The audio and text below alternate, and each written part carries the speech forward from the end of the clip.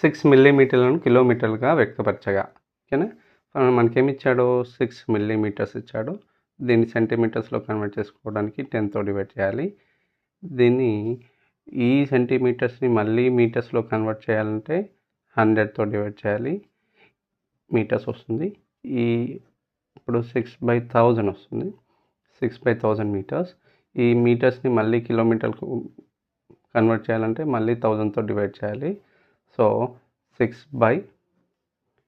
here 3 zeros, 3 zeros, so 6 zeros. That means what? 6/10 lakhs. That means 0.000006.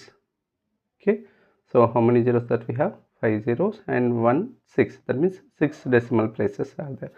So from the answer options we can select the second answer.